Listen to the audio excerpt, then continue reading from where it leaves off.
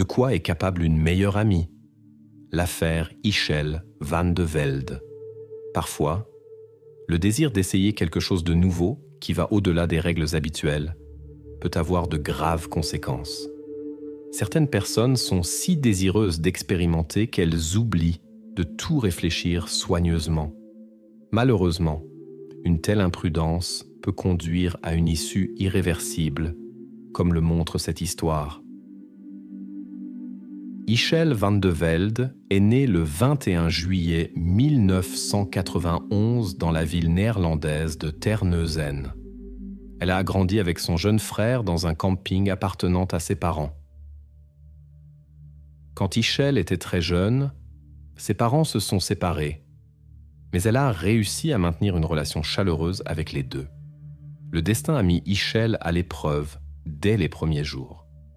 Elle est née prématurément et a passé plusieurs semaines sous surveillance médicale, connectée à des appareils spéciaux. Les parents étaient très inquiets et ravis quand tout s'est bien passé. Le talent artistique d'Ischel s'est manifesté très tôt. Elle s'est passionnée pour le dessin et a atteint des succès impressionnants avec le temps. Plus tard, Ischel a décidé de faire de son hobby créatif sa profession. Avec le rêve de devenir designer, elle s'est inscrite à l'école de mode d'Amsterdam. La jeune femme a toujours montré une sincère sollicitude pour ses proches et amis. Cependant, Ischel n'aimait pas être au centre de l'attention et semblait quelque peu réservée. Elle choisissait son cercle de connaissances très soigneusement. Après sa formation en design et mode, Ischel a déménagé dans la petite ville d'Oostburg d'environ 5000 habitants, située non loin de Terneuzen. Ce déménagement lui a permis d'être plus proche de sa famille. De plus, la ville était parfaite pour créer sa propre entreprise. C'est ici qu'Ischel a ouvert un atelier de couture dans un emplacement favorable au centre-ville. Les affaires à l'atelier marchaient bien, ce dont Ischel était très fier. Au début, des clients normaux venaient, puis une troupe de théâtre entière lui a commandé des costumes. Elle abordait chaque projet avec un véritable enthousiasme et trouvait de la joie dans son métier. À cette époque, Ischel a commencé à voir sa famille plus souvent. Sur le chemin de l'atelier, elle rendait régulièrement visite à sa grand-mère et commençait la journée par une tasse de café ensemble. Son entreprise prospérait et elle y mettait toute son âme. La vie semblait s'arranger parfaitement. Au printemps 2020, un nouveau magasin a ouvert à côté de l'atelier d'Ischel. Dans la maison voisine, une nouvelle venue de Belgique a ouvert sa boutique. La propriétaire était Sandra, qui avait acheté le bâtiment et l'avait relié à son appartement. Elle y a installé une boutique ésotérique où étaient vendus toutes sortes d'articles mystiques, cartes de tarot, bougies spéciales et objets similaires. Sandra était mariée à un homme nommé Félix, qui élevait 9 enfants de relations précédentes. La connaissance avec Ischel s'est faite lorsque celle-ci est venue visiter la nouvelle boutique. Après cela, les femmes ont commencé à se voir fréquemment et à se rapprocher. Selon les mots d'Ischel, leur relation s'est développée en une amitié étroite. Cependant, ses proches se méfièrent de Sandra dès le début et trouvaient quelque chose d'inquiétant et d'inhabituel chez elle. Ischel expliquait cela par les traits de caractère et le travail particulier de son amie. Mais les craintes de la famille se sont avérées justifiées. Fin 2020, un sérieux conflit est survenu entre les deux femmes d'affaires. À cette époque, la jeune femme avait pour la première fois parlé à ses proches de sa relation tendue avec Sandra, bien que sans détail. La famille l'attribuait aux difficultés dues aux restrictions liées au Covid qui avaient durement touché de nombreux entrepreneurs, particulièrement ceux qui ne vendaient pas de produits de première nécessité. Le 15 décembre 2020, Ischel van de Velde téléphonait avec sa mère Miranda en se rendant à son atelier de couture. Elle discutait des nouvelles réglementations strictes des autorités qui pourraient avoir un impact significatif sur le fonctionnement de l'atelier. À un moment, la mère a entendu la porte de l'atelier s'ouvrir, puis la connexion s'est coupée. Miranda a pensé qu'il y avait soit des problèmes de signal, soit que sa fille avait rencontré quelqu'un et décidé de mettre fin à la conversation. Pour ne pas déranger le travail de sa fille, elle n'a pas rappelé. Comme on l'a découvert plus tard, c'était leur dernière conversation. Au cours de la journée, les proches ont essayé de joindre Ichel, mais sans succès. Au lieu des conversations habituelles, elle a commencé à ne répondre que par message texte. Au début, cela semblait juste étrange pour Ichel qui était communicative et préférait les appels à l'écriture. Mais bientôt, Miranda a remarqué que le style d'écriture dans les messages ne correspondait pas du tout à celui de sa fille. La mère inquiète a décidé de tout vérifier personnellement et s'est rendue en fin d'après-midi à l'appartement de sa fille, quand Ichel rentrait normalement de l'atelier. Dans l'appartement, elle n'a trouvé qu'un chat affamé, ce qui ne ressemblait pas du tout à sa fille. Ichel ne laissait jamais son animal de compagnie sans surveillance. Elle se dépêchait toujours de rentrer du travail pour s'occuper de son petit favori. Il était impossible de joindre Ichel. Dans l'appartement, il y avait toutes ses affaires et documents, mais pas de téléphone. Depuis l'appartement de sa fille, la mère a appelé son fils et lui a parlé des messages étranges et de l'absence inhabituelle de sa sœur. Puis la femme a rendu visite à sa mère, la grand-mère d'Ichel, qui habitait à 10 minutes de l'atelier. Mais là non plus, il n'y avait pas de nouvelles. La grand-mère n'avait pas vu sa petite fille de toute la journée. Comme c'était mardi, un jour de travail, la mère s'est rendue à l'atelier dans l'espoir de trouver Ichel au travail. Mais la pièce était vide. Après avoir vérifié tous les endroits possibles, Miranda a décidé de rendre visite aux amis de sa fille qui vivaient dans le quartier. À sa surprise, il s'est avéré qu'Ichel ne les avait pas appelés non plus. Au lieu de cela, elle avait envoyé des messages textes. La femme a été stupéfaite de constater qu'ils étaient identiques à ceux qu'elle avait elle-même reçus. Les messages semblaient impersonnels et vagues. Dedans, Ichel parlait du besoin d'être seule, qu'elle avait besoin de temps pour se retrouver. Elle informait qu'elle partait, sans préciser où. Ce comportement ne correspondait pas du tout au caractère d'Ichel. Elle avait beaucoup d'obligations. Le chat, la famille, le travail. Elle n'avait jamais montré de signes d'inquiétude mentale et ne pouvait pas simplement disparaître comme ça. La mère a essayé à nouveau de joindre sa fille. Elle a envoyé un message à Ichel et a reçu une réponse. Quand Miranda a décidé d'appeler immédiatement pour parler, elle s'est heurtée à quelque chose d'étrange. Le premier appel a été coupé et les suivants ont été automatiquement redirigés vers la messagerie vocale. Cela lui a causé une grande inquiétude. De façon inattendue, un certain Félix a appelé la mère d'Ichel et fait une confession surprenante. Il s'est avéré qu'il avait une relation secrète avec sa fille. Pour la mère, c'était un choc, car personne n'avait même soupçonné un lien entre Ichel et l'homme marié. Félix, le mari de Sandra, était considéré par tous comme une simple connaissance, bien que selon lui, ils se fréquentaient depuis plusieurs mois. Félix a partagé son inquiétude. Lui aussi recevait des messages étranges au lieu des appels habituels, comme les autres proches. Avec un mauvais pressentiment, il espérait apprendre quelque chose de la mère d'Ichel, mais elle non plus ne savait rien. Quand le frère d'Ichel est venu chez elle, ils ont vérifié avec la mère ses comptes de réseaux sociaux. Ils ont examiné attentivement les messages et les contacts récents dans l'espoir de découvrir quelque chose d'inhabituel, peut-être un rendez-vous ou des messages suspects, mais l'examen rapide n'a rien révélé. Après une journée entière de recherches indépendantes, la famille s'est tournée vers la police. Là-bas, on a expliqué à Miranda et son fils qu'Ichel, étant majeure, avait le droit d'aller où elle voulait sans rendre de compte. Les agents ne voyaient aucune base pour lancer une recherche, car il n'y avait pas de signes évidents de détresse. Après la fouille de la maison et de l'atelier d'Ischel, les proches n'ont rien trouvé d'inhabituel. Personne n'avait remarqué de surveillance, et le voisinage n'avait rien vu de suspect. Le frère était cependant convaincu. Les messages qui venaient du téléphone de sa sœur étaient écrits par quelqu'un d'autre. Elle ne répondait pas aux appels, ce qui suscitait une grande inquiétude. Toutes les tentatives de convaincre la police du sérieux de la situation ont été vaines. La famille a alors décidé d'agir indépendamment. Les proches ont parcouru la ville et vérifié tous les endroits possibles où Ischel pourrait se trouver. Ils ont distribué des tracts et parlé avec les habitants dans l'espoir de trouver un indice.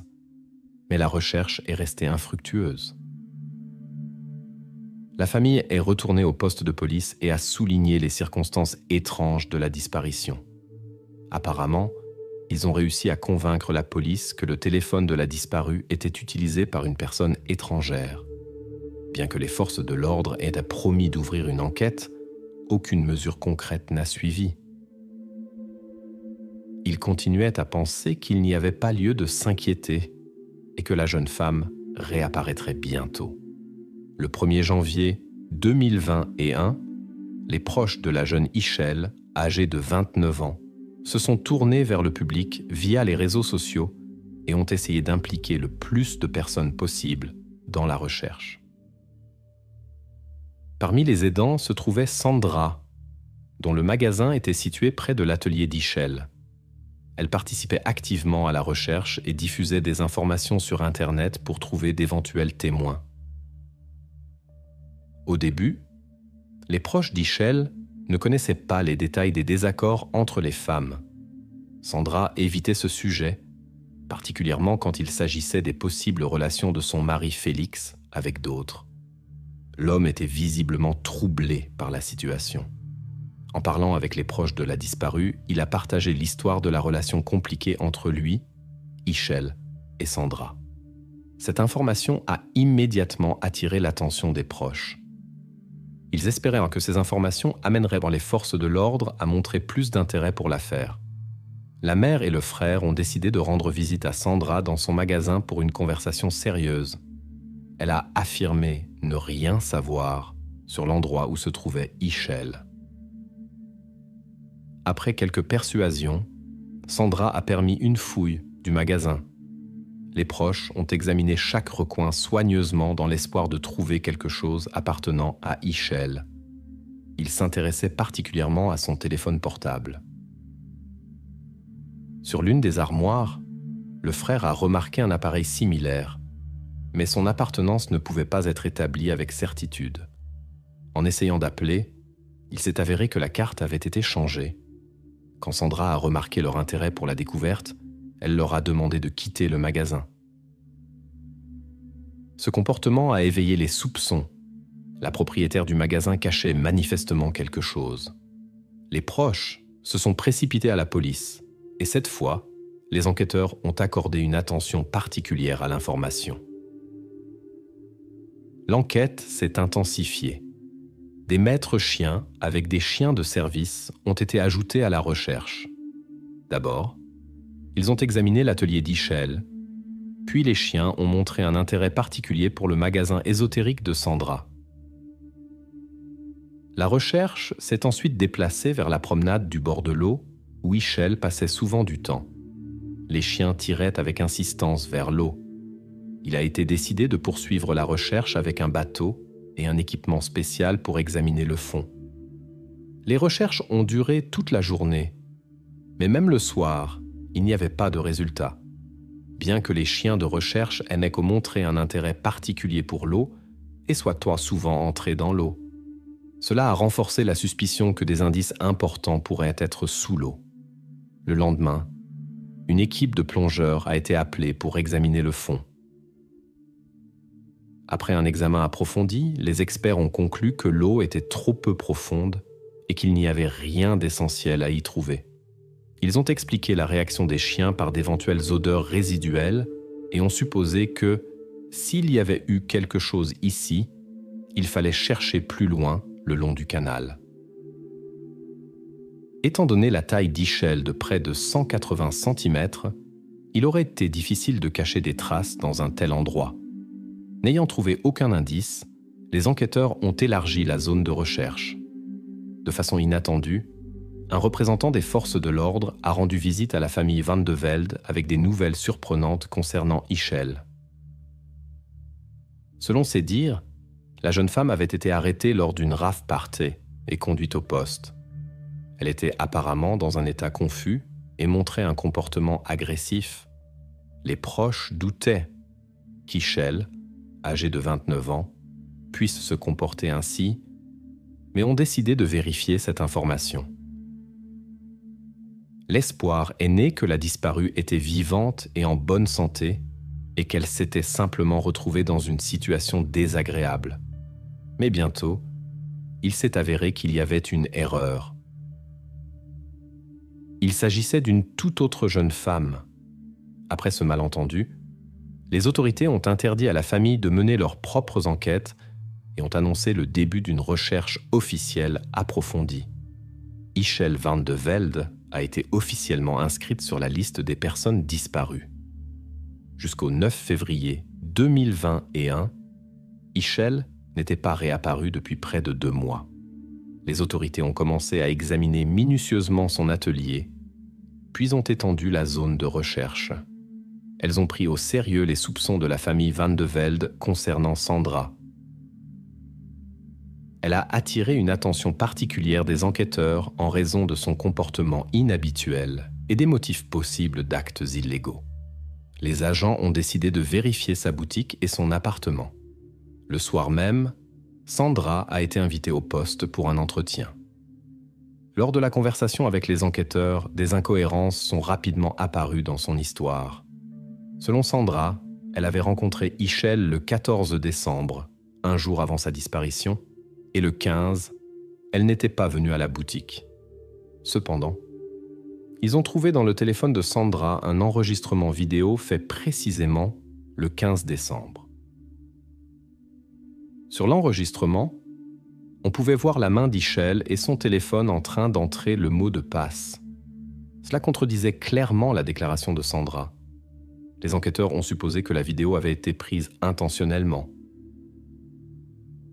Apparemment, Sandra avait secrètement enregistré comment déverrouiller l'écran. Cela indiquait qu'elle avait accès au téléphone d'Ischel et pouvait envoyer d'étranges messages à ses proches. En raison du mensonge découvert, la police a arrêté la suspecte. Lors de la fouille minutieuse de la boutique de Sandra, les experts ont découvert une tache suspecte sur le tapis. L'espace de la boutique était relié à son appartement. Lors de la perquisition, ils ont trouvé des traces similaires, particulièrement nombreuses dans la salle de bain. Les policiers ont également trouvé le téléphone, le même qui avait paru étrange aux frères d'Ischel. L'appareil appartenait clairement à la disparue. Pour la famille Van de Velde, la nouvelle la plus dure fut que la recherche de personnes disparues fut transformée en un autre type d'enquête. Lors de l'examen de la maison et du commerce de Sandra, les experts ont trouvé de nombreuses traces indiquant la présence de la disparue. Les résultats de l'enquête ont amené les enquêteurs à supposer qu'Ischel ne serait pas retrouvée vivante. Parallèlement, les conversations avec la suspecte se sont poursuivies. Les enquêteurs essayaient d'assez d'éclaircir les circonstances de la disparition de la voisine. Cependant, Sandra refusait de témoigner malgré toutes les preuves disponibles. L'enquête se poursuivait. Les enquêteurs examinaient à nouveau le commerce, menaient des recherches et parlaient avec les habitants. Peu à peu, les preuves s'accumulaient contre la principale suspecte, bien que la plupart d'entre elles soient indirectes. Tout indiquait sa participation à la disparition d'Ischel. Quand la pression des preuves est devenue trop forte, Sandra a essayé d'accuser son mari Félix. Les forces de l'ordre lui ont parlé. L'homme a pu rapidement prouver son innocence, mais a partagé des observations importantes sur le comportement de sa femme. Selon son témoignage, son fils aîné avait aidé sa mère quelques semaines avant l'arrestation de Sandra avec une charge inhabituellement lourde, emballée dans plusieurs couches de sacs poubelles. Il se souvenait de l'odeur désagréable de ce paquet. Les enquêteurs devaient alors trouver des preuves importantes. Selon eux, le contenu de ce paquet pourrait être lié à la disparition. Les autorités ont intensifié l'opération de recherche. La recherche a duré jusqu'au 16 février. Ce jour-là, la famille Van de Velde a été informée d'une découverte dans le canal qui pourrait être liée à leur affaire. Toutes les preuves trouvées ont été envoyées au laboratoire pour un examen approfondi. Les experts ont rapidement établi un lien probable avec la disparition d'Ischel, bien que des examens supplémentaires soient nécessaires pour des conclusions définitives. Des doutes sur la version principale sont apparus chez les enquêteurs. Il semblait improbable que la frêle Sandra ait pu maîtriser Ischel compte tenu des différences physiques. Ischel était nettement plus grande, environ 180 cm, et de constitution robuste, environ 80 kg, tandis que Sandra était menue, seulement 155 cm et environ 50 kg. Néanmoins, la police continuait à travailler sur cette version. Ils ont demandé les données GPS de la voiture de Sandra. Les informations obtenues ont confirmé sa présence au canal au moment où, selon Félix, elle portait une lourde charge. Le fils de Sandra a également fait des déclarations importantes. Il a parlé d'un étrange paquet volumineux, enveloppé dans du plastique noir et dégageant une odeur désagréable. Ces informations ont renforcé les soupçons des enquêteurs. Des preuves importantes ont été trouvées dans le canal entre deux villes, dans une écluse près de la frontière belge. Les enquêteurs devaient qu'en poursuivre la recherche pour obtenir une image complète de l'incident. Les circonstances exactes de l'événement restaient, pour l'instant, floues. L'opération de recherche s'est poursuivie avec l'utilisation de chiens de service. Les experts supposaient que des preuves importantes pourraient en se trouver dans le canal. Les animaux montraient une activité particulière à cet endroit et poussaient constamment vers l'eau.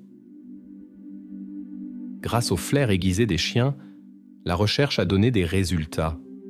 En quelques jours, toutes les preuves nécessaires liées à l'affaire Ischel Van de Velde ont pu être trouvées.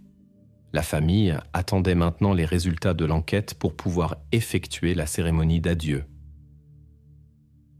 Pour les proches, ces événements ont été une dure épreuve. Le frère d'Ischel a subi un grave choc émotionnel et a passé 9 mois dans une clinique de réhabilitation. Tout s'est passé pendant la quarantaine et dans l'attente du procès, ce qui rendait la situation encore plus difficile.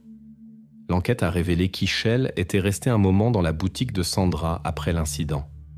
Plus tard, Sandra a décidé d'effacer les traces dans son appartement quand personne n'y était. La principale suspecte niait d'abord toute implication. Ses déclarations étaient contradictoires et ont changé plusieurs fois. Au début, les enquêteurs suivaient différentes théories. Sandra a raconté qu'Ischel était venue au travail tôt le matin du 15 décembre. Elle s'est immédiatement adressée à sa voisine pour discuter de la situation avec Félix. Sandra affirmait qu'Ischel avait essayé de détruire sa famille. Selon ses dires, la conversation s'est transformée en conflit. Pendant la dispute, Ischel se serait prétendument cogné accidentellement contre le radiateur de la cuisine. Sandra affirmait qu'elle avait paniqué et décidé de cacher ce qui s'était passé.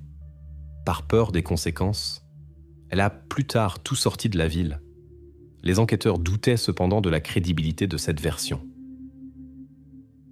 Les enquêteurs sont arrivés à la conclusion que ce qui s'était passé avait été soigneusement planifié et que les sentiments romantiques en étaient la cause. En particulier, Sandra avait obtenu à l'avance le code du téléphone de sa connaissance pour l'utiliser plus tard pour envoyer des messages.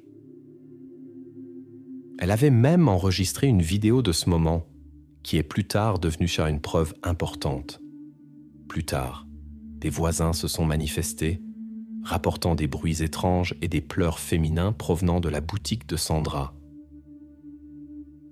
Il est maintenant devenu clair qu'ils avaient probablement été témoins des dernières minutes d'Ischel. La préparation du procès a pris un temps considérable et les audiences ont été reportées à novembre 2022. Le procès a duré 2 jours. Sandra répondait aux questions avec incertitude, se taisait souvent ou prétendait ne rien savoir. Pendant l'enquête, elle a changé ses déclarations 3 fois, racontant chaque fois une histoire complètement différente. Finalement, elle a décidé de partager ce qu'elle a qualifié de vérité. Sandra a avoué son implication dans la disparition d'Ichel, mais a insisté sur le fait que c'était un accident.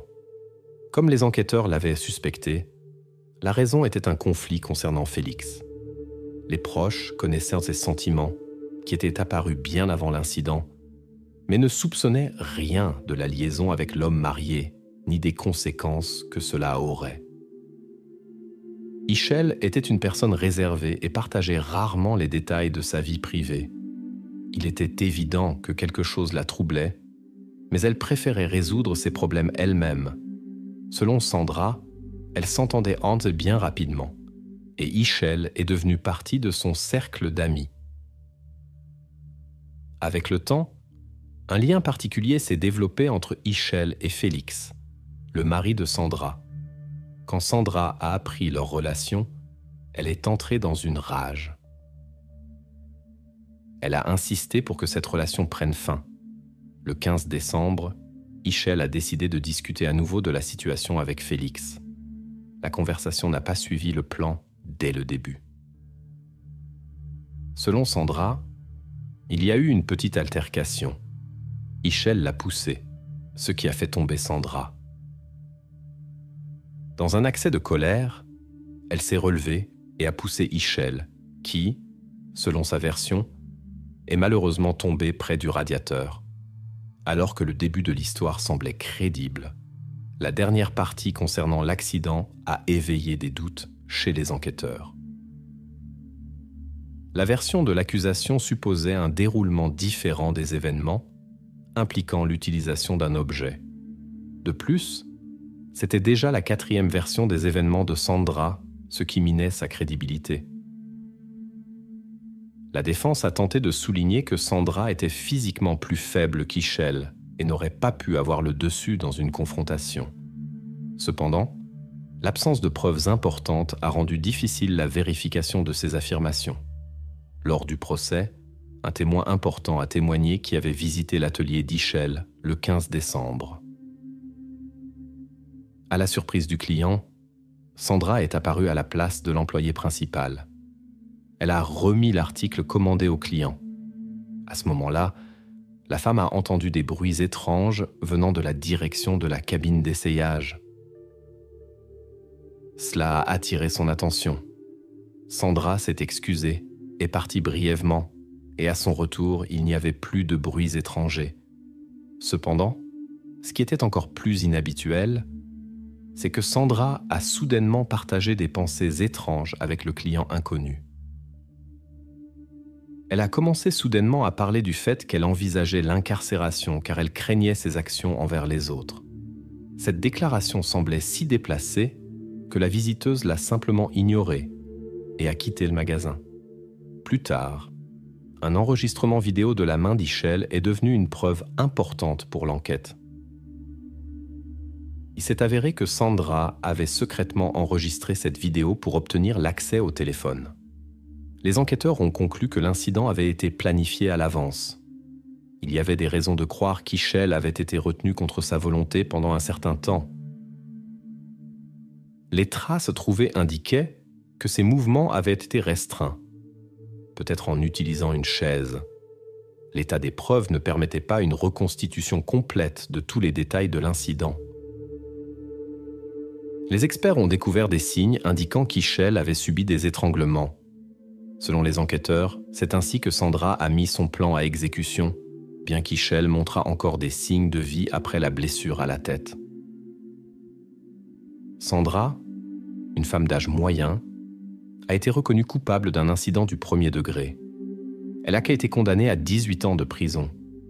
En plus, elle doit payer 200 000 € de dommages et intérêts à la famille d'Ichel. L'accusé a cependant immédiatement exprimé son mécontentement face au verdict et a annoncé qu'elle ferait appel devant la Cour suprême. Cette nouvelle a beaucoup inquiété les proches d'Ishel, car ils pourraient avoir à faire face à l'accusé à nouveau dans la salle d'audience. Le frère d'Ishel a décidé de remercier d'une manière spéciale les personnes qui avaient aidé à rechercher sa sœur. Il a adopté un chien pisteur et prévoit de le former pour les opérations de recherche. Dans chaque famille, il y a des personnalités uniques, des personnes qui ne rentrent pas dans les cadres habituels. Parfois, cela crée une certaine tension au sein de la famille, car tous ne sont pas prêts à accepter quelqu'un qui est différent de la majorité. Et notre histoire d'aujourd'hui est un exemple frappant de la façon dont une personne peut influencer la vie de tous ses proches en les forçant à voir les choses habituelles d'une manière complètement différente. Tôt le matin du 26 décembre 2007, quelque chose d'inhabituel s'est produit. Judy Anderson n'est pas apparue pour la première fois à son poste, au bureau de poste. Son amie et collègue de longue date, Linda, s'est inquiétée. En toutes ces années de travail, Judy n'avait jamais manqué un service sans préavis. Vers 9 heures du matin, Linda a décidé, avec l'approbation de ses supérieurs, de rendre visite à la famille Anderson. Quand elle est arrivée à leur maison, elle a remarqué des choses étranges. Les voitures étaient à leur place, mais la maison était inhabituellement silencieuse et sombre, comme si personne n'était là. Quand Linda s'est approchée de la porte d'entrée, elle a essayé de frapper. Il n'y a pas eu de réponse. Elle a essayé d'appeler, mais les téléphones sont restés silencieux. Quand la femme a frappé plus fort, elle a découvert que la porte n'était pas verrouillée. Cela lui a semblé très étrange pour une maison qui semblait vide à première vue. Une fois à l'intérieur, Linda a immédiatement perçu une odeur inhabituelle et inquiétante. Elle a commencé à appeler les habitants de la maison, mais la maison a gardé son silence. En passant près de la cave, la femme a remarqué quelque chose d'inhabituel au pied de l'escalier. Quand elle est descendue dans la pénombre de la cave, elle a vu un homme allongé. Au début, elle a pensé à une intoxication au monoxyde de carbone et a voulu aider, mais quand elle s'est approchée, elle a réalisé la gravité de la situation. Dans l'obscurité de la cave, elle a pu distinguer qu'il y avait plus de personnes là. Linda n'avait pas de téléphone portable. Avec des mains tremblantes, elle a composé le 911 depuis le téléphone fixe des Anderson. Elle a signalé l'incident. Les officiers sont arrivés vers 9h30 du matin et ont déterminé que la situation était beaucoup plus grave que ce que Linda avait soupçonné. Dans la cave se trouvait Scott avec sa femme et leurs 2 enfants. Dans la grange, on a trouvé les Anderson plus âgés, Judy et Wayne. Cet incident a secoué la ville tranquille de Carnation dans l'État de Washington, où normalement seules de petites infractions se produisaient. Vers 11h du matin, alors que les spécialistes travaillaient sur place, Michelle, la fille de Judy et Wayne, est apparue avec son petit ami Joseph. Ils se rendaient à leur caravane. Les enquêteurs voulaient naturellement leur parler.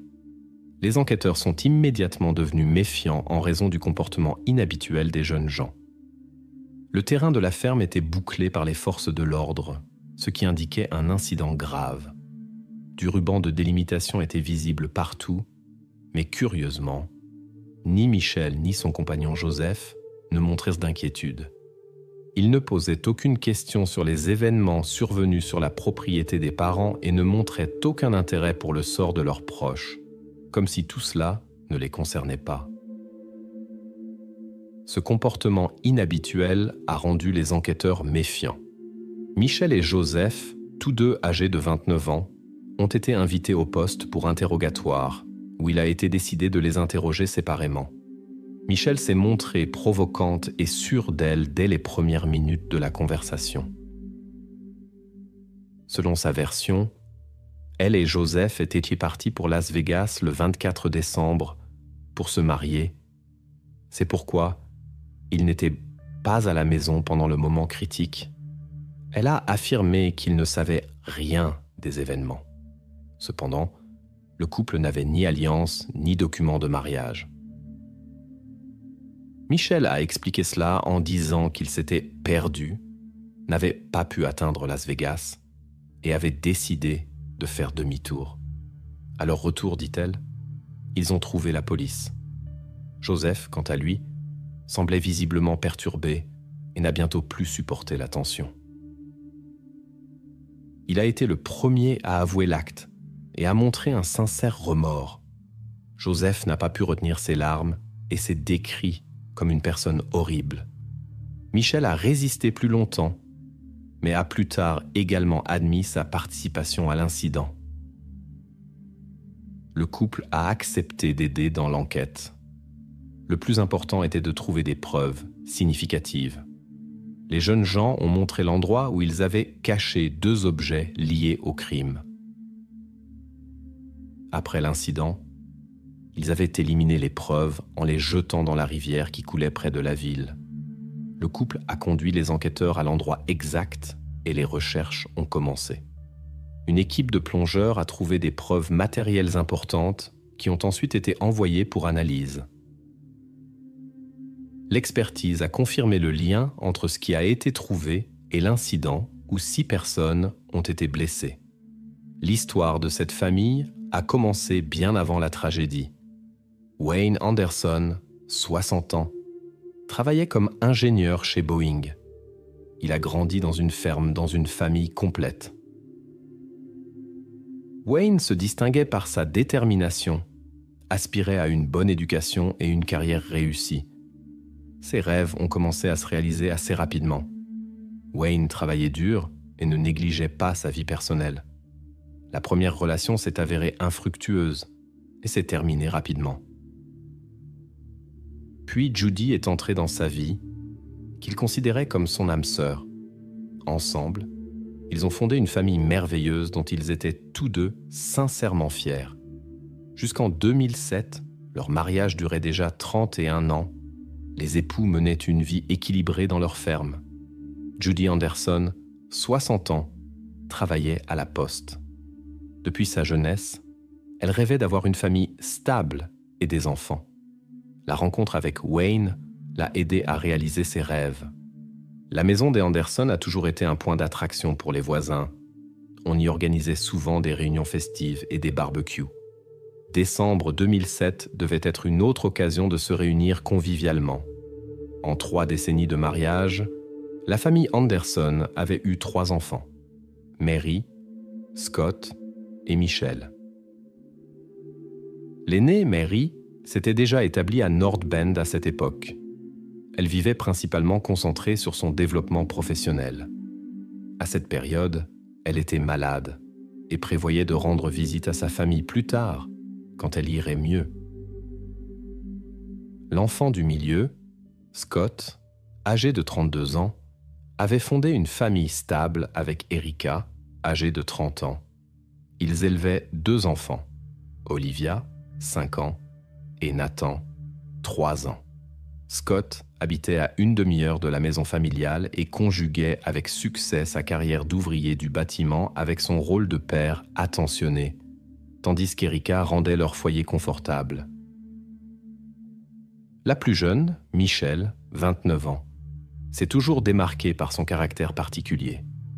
Depuis l'école, elle était considérée comme difficile et entrait souvent en conflit avec les autres. Sa vie professionnelle n'allait pas bien, et parmi les connaissances de la famille circulaient des conversations sur son comportement compliqué. Mais sa famille ne lui a pas tourné le dos. Son frère et sa sœur lui pardonnaient son caractère, et ses parents croyaient en un meilleur avenir pour leur fille. La vie privée de Michel n'était pas non plus simple. Sa dernière relation avec Joseph McEnroe, 29 ans, a duré environ 5 ans. Après s'être rencontrés en ligne, ils ont commencé une relation à distance et ont plus tard emménagé ensemble.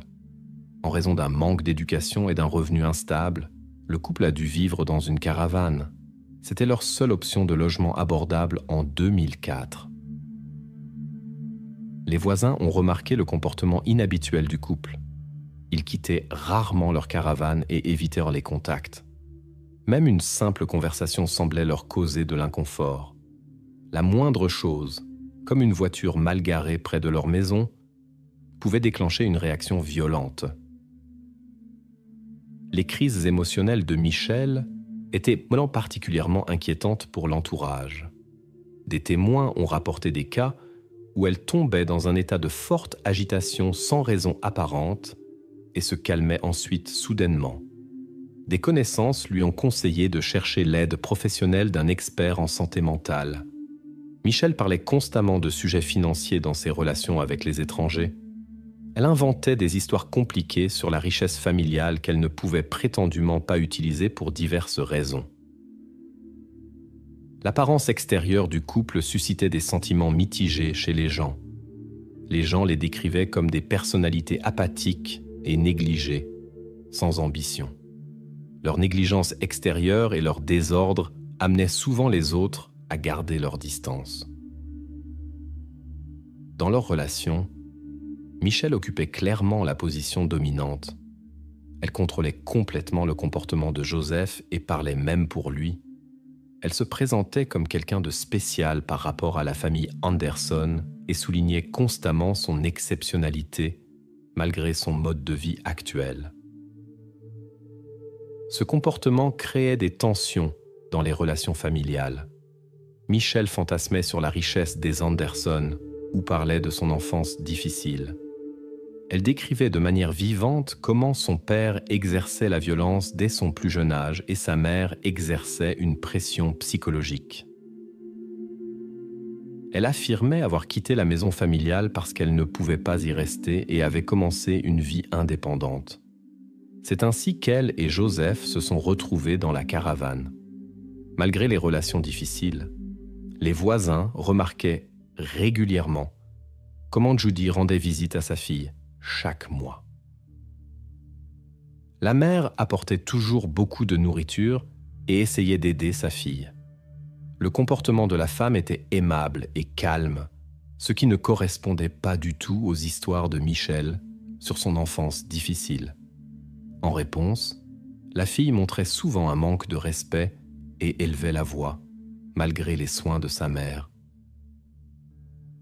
Une connaissance du couple décrivait leur maison mobile comme un endroit peu propice à une vie confortable.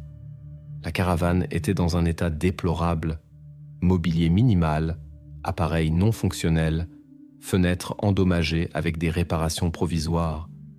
Les résidents utilisaient un film sombre qui laissait à peine passer la lumière du jour. Michelle expliquait que les fenêtres étaient intentionnellement couvertes de films pour cacher l'intérieur des regards étrangers. Quand on lui demandait les raisons, elle répondait que les voisins les observaient. Selon ses dires, on essayait d'endommager leur logement en leur absence. Elle s'est adressée aux forces de l'ordre, mais même les caméras de surveillance n'ont rien enregistré. Les résidents considéraient ces affirmations peu crédibles. Il n'y avait simplement rien à voler dans la caravane. On avait l'impression que Michelle inventait ces histoires pour attirer l'attention. Sa relation avec Joseph semblait inhabituelle. Michelle se voyait comme une mentor spirituelle. Selon ses dires, elle enseignait la vraie vie au jeune homme. Presque personne ne la prenait au sérieux. Évidemment, la jeune femme manquait de sagesse. Et la situation a commencé à se dégrader avec le temps. D'abord, Michelle a perdu son travail. Puis Joseph a subi le même sort. Après quelques paiements manqués pour le terrain, ils ont dû chercher un nouveau lieu. En raison des difficultés financières, la seule option qui restait était de retourner à la ferme des parents d'Anderson. Le réveillon de Noël 2007 devait être quelque chose de spécial pour la famille Anderson. Judy, qui avait 61 ans, et son mari Wayne de 60 ans, se préparaient pour la fête familiale. Toute la famille s'était réunie dans leur ferme, sauf leur fille aînée, Marie. Sur la propriété vivait leur fille Michelle avec son élu Joseph dans une caravane. Les parents avaient accueilli le jeune couple. La journée commença comme d'habitude. Judy décorait l'arrière-cour et préparait des surprises festives pour ses proches, tandis que Wayne lisait le journal dans la maison. Vers 4 heures de l'après-midi, après une planification minutieuse, Michel et Joseph, armés, sortirent inopinément de leur caravane et entrèrent dans la maison. Peut-être que la raison de leurs actions était une récente dispute avec les parents. Joseph détourna l'attention de Judy pendant que Michel tentait de s'approcher d'elle. Wayne remarqua ce qui se passait et tenta d'intervenir, mais ses actions restèrent vaines. À la fin, Wayne et Judy n'étaient tout cela. Le jeune couple emmena rapidement les parents dans la grange derrière la maison avant que leurs actions ne puissent être remarquées par les voisins dont les maisons étaient à une distance considérable. Ils passèrent l'heure suivante à effacer les traces de ce qui s'était passé. À 5 heures, Scott arriva à la maison avec sa femme Erika et les enfants Nathan et Olivia. Ils s'étonnèrent de l'absence des hôtes hospitaliers. Michel expliqua que les parents étaient partis acheter des provisions manquantes. Les invités, ne remarquant pas les voitures d'agarrés de Judy et Wayne, entrèrent dans le salon. Dès que Scott, âgé de 32 ans, s'assit sur le canapé, Michel employa la même méthode qu'auparavant. Son épouse Erika, âgée de 30 ans, reconnut le danger et parvint à mettre les enfants en sécurité. Elle s'enferma avec les enfants dans une pièce avec un téléphone fixe. À 17h13, Erika contacta le numéro d'urgence 911. En ce moment fatidique, lorsqu'Erika a réussi à joindre les services d'urgence, Joseph fit irruption dans la pièce, après quoi la connexion fut coupée. Le téléphone s'écrasa contre le mur. L'appel d'Erika n'est pas passé inaperçu. Le répartiteur a pu recevoir le signal et a envoyé une patrouille pour vérifier. Peu après, une voiture de police apparut devant la maison des Anderson. Mais Michel, qui les rencontra à la porte, bloqua démonstrativement le chemin et verrouilla le portail. Elle répondit à toutes les questions à contre-cœur, assura que tout était en parfait ordre et refusa catégoriquement de laisser entrer les forces de l'ordre. N'ayant pas accès à la maison, les policiers durent repartir. Plus tard, lorsque le couple fut arrêté, Michel tenta d'expliquer ses actions par une rancune de longue date contre la famille. Selon ses dires, son frère Scott lui devait une grosse somme et refusait de la rembourser. Elle affirma lui avoir régulièrement prêté entre 3 et 5 000 $ sur plusieurs années. Au final, cela totalisait environ 40 000 $. Toutes les tentatives de résoudre l'affaire pacifiquement se heurtèrent à une ignorance totale de la part de Scott. Lorsque Michel se tourna vers ses parents pour obtenir du soutien, ils la repoussèrent également.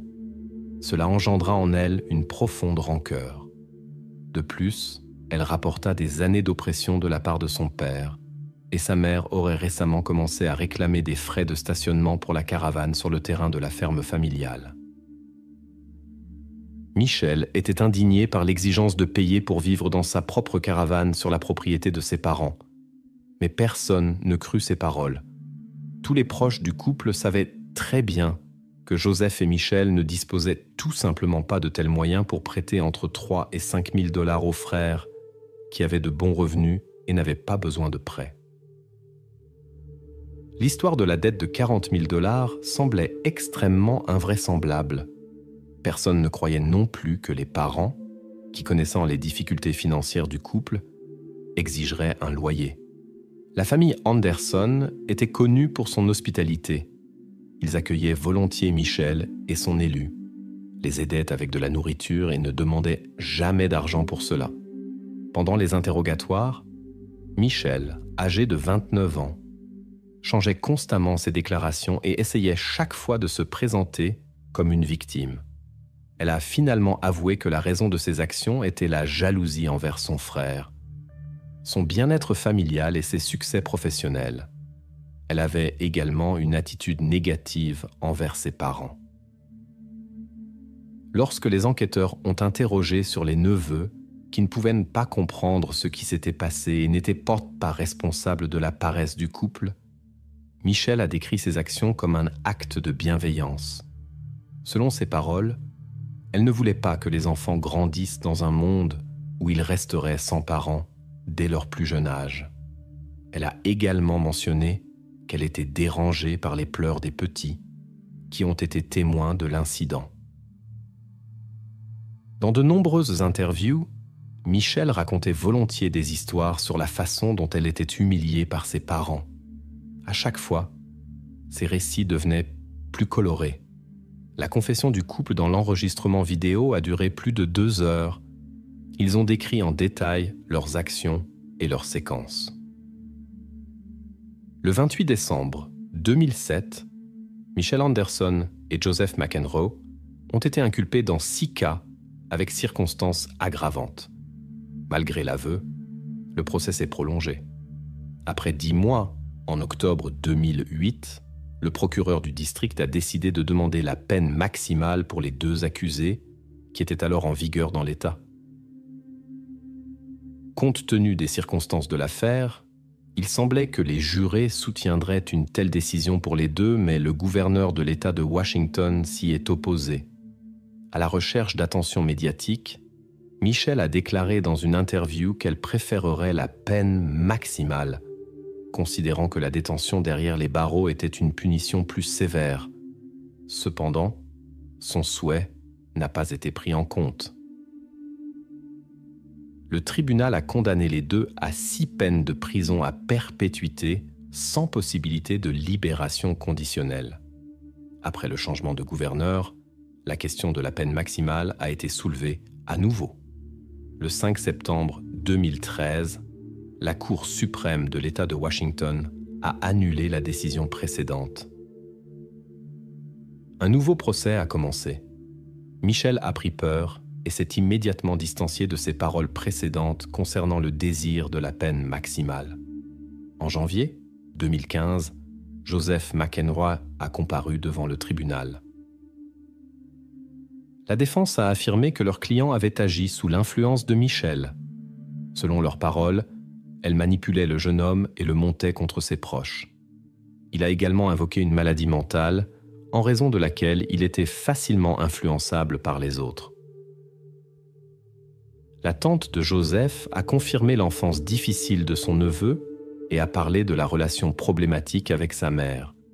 Dans ses derniers mots, Joseph a noté qu'il avait essayé d'agir rapidement pour que personne ne ressente de douleur. Lui aussi a justifié ses actions envers les enfants comme une forme de bienveillance. En mars 2015, le procès contre Joseph s'est terminé. Le jury a rendu un verdict de culpabilité sur tous les chefs d'accusation. Lors de la séance finale, l'accusé a continué à démontrer son impuissance, modifiant même sa façon de parler et de se comporter. Le procureur a attiré l'attention du tribunal sur ses tentatives d'influencer la décision du jury. Comme le jury n'est pas parvenu à un consensus sur la peine maximale, Joseph a été condamné à la prison à perpétuité sans possibilité de libération conditionnelle pour chaque épisode prouvé. En janvier 2016, 8 ans après l'incident, le procès de Michel Anderson a eu lieu. Le procureur a décidé de ne pas requérir la peine maximale. Cette décision était conditionnée par le jugement de Joseph. La législation de l'État exigeait une approche uniforme pour les participants ayant le même degré de responsabilité. Michel et Joseph étaient considérés comme complices. Il était donc jugé illégal de chercher une peine plus sévère pour elles. En entendant cela, Michel a éclaté en sanglots et a exprimé un profond regret pour ce qui s'était passé, parlant de l'impossibilité de changer quoi que ce soit. Cependant, le procureur a souligné que sa performance émotionnelle n'était qu'une tentative d'atténuer la peine. L'accusation a souligné que dans ses déclarations, elle a mentionné des motifs financiers plus de 35 fois. La principale motivation des actions de Michel semblait être le désir de s'approprier la maison des parents et de recevoir l'héritage. Selon le procureur, son remords n'était pas sincère, compte tenu des nombreux changements dans ses témoignages et des fausses accusations contre la famille. Les enquêtes et les interrogatoires des témoins n'ont pas confirmé ces allégations de mauvais traitement durant l'enfance. Michelle a tenté de nuire à la réputation de ses proches pour se présenter sous un meilleur jour.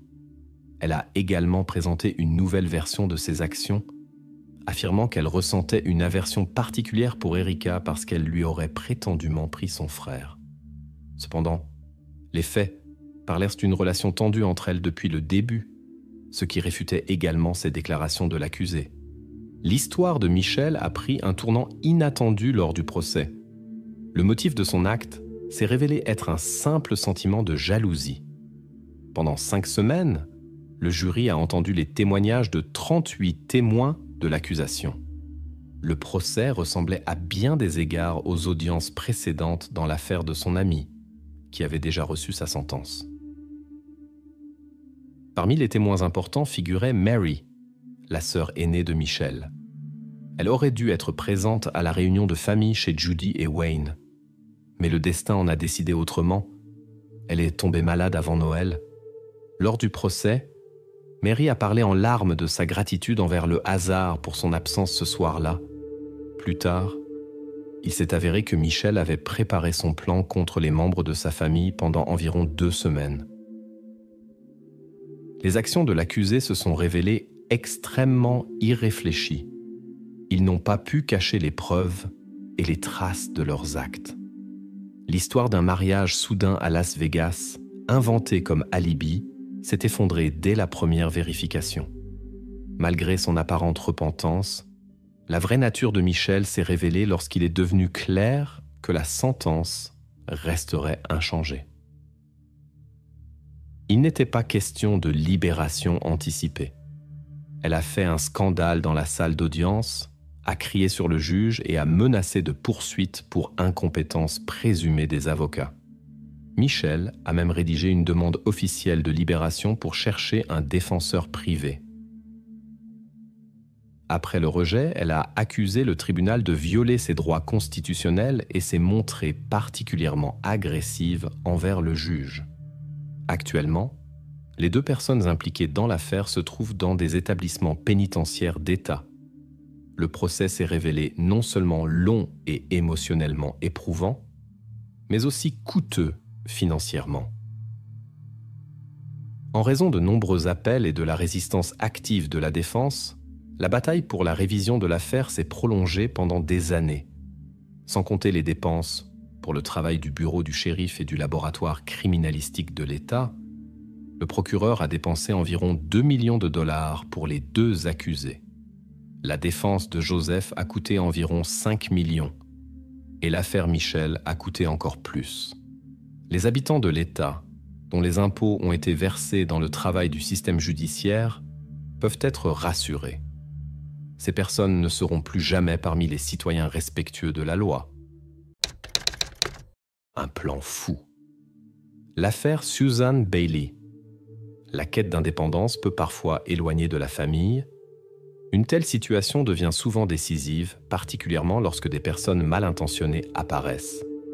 L'histoire de Susan Morton, née le 20 février 1965 dans une petite ville du Minnesota, traite exactement de cela. Dans sa jeunesse, Susan se distinguait par son caractère vif et son ouverture d'esprit.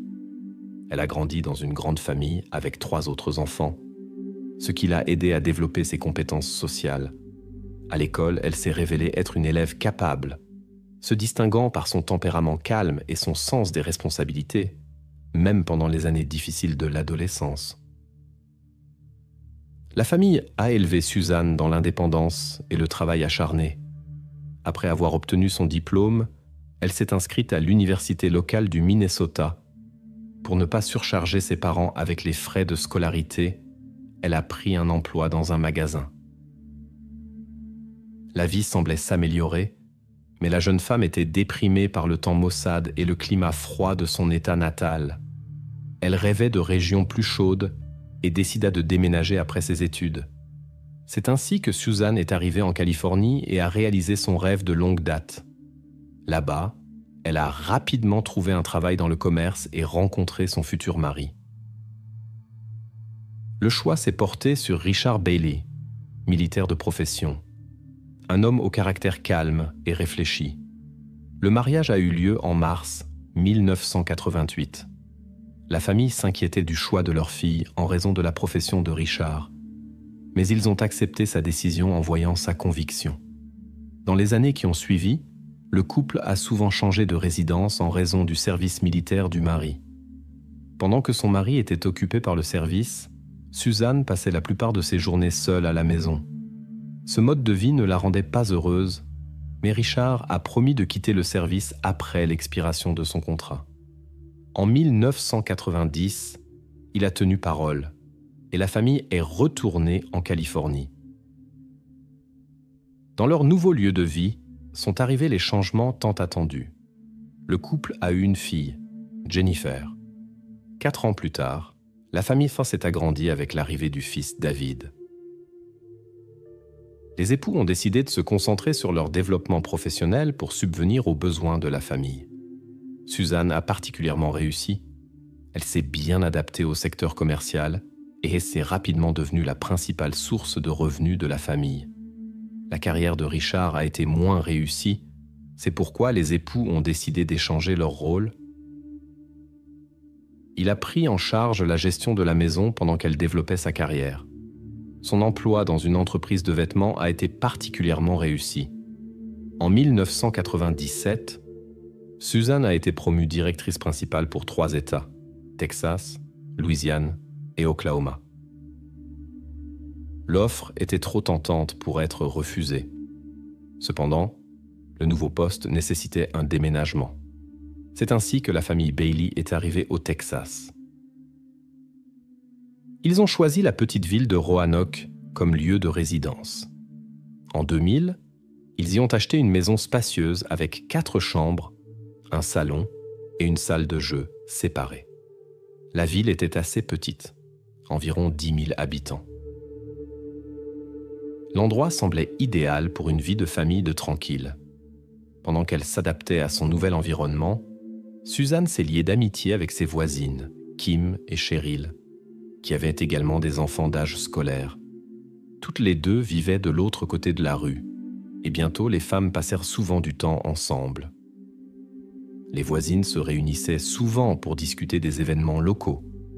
Il y avait cependant des sujets dont elles préféraient ne pas parler à Suzanne.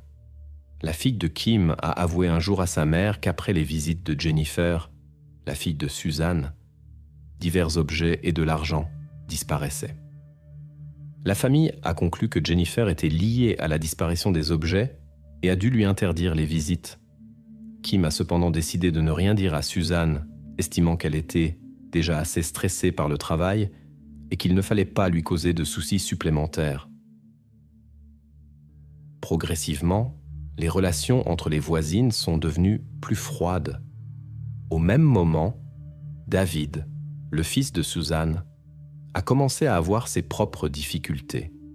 Le garçon a développé des problèmes de santé qui nécessitaient un changement quotidien des draps. Pour Suzanne, cela est devenu une source de préoccupation constante. De plus, David avait des difficultés avec les cours et entrait souvent en conflit avec ses camarades de classe. La situation devenait de plus en plus difficile. La situation s'est particulièrement aggravée lorsque l'entreprise où travaillait Suzanne a fait faillite. La perte du poste bien rémunéré a durement affecté le budget familial. Heureusement, elle avait déjà une petite boutique de cosmétiques. Cependant, les revenus de la petite boutique ne pouvaient pas rivaliser avec son ancien salaire de cadre. Elle a dû accepter un poste de vendeuse dans un magasin de vêtements. Mais même là, le salaire était significativement plus bas. Pour joindre les deux bouts, elle a continué à développer son commerce de cosmétiques. Pendant cette période, Suzanne a appris à ne compter que sur elle-même. Son mari Richard n'a pas su faire face aux difficultés et n'a pas pu trouver un travail approprié pour soutenir la famille dans cette période difficile. En 2006, le mariage s'est définitivement brisé. Il est remarquable que Richard ait montré une passivité inhabituelle dans la procédure de divorce. Il n'a pas réclamé la garde des enfants ni le partage des biens, laissant tout à sa femme. Sans disputes inutiles, il est parti et a accepté de verser une pension alimentaire minimale pour les enfants. Ainsi, Susan Bailey s'est retrouvée seule face à des problèmes croissants. Elle se trouvait pour la première fois dans une situation qui lui semblait insoluble. Pour subvenir aux besoins de la famille et payer les factures à temps, elle a dû prendre 2 emplois. En conséquence, elle pouvait à peine s'occuper des enfants. La situation s'est particulièrement aggravée en 2008. Susan était rarement à la maison et les enfants se sentaient seuls.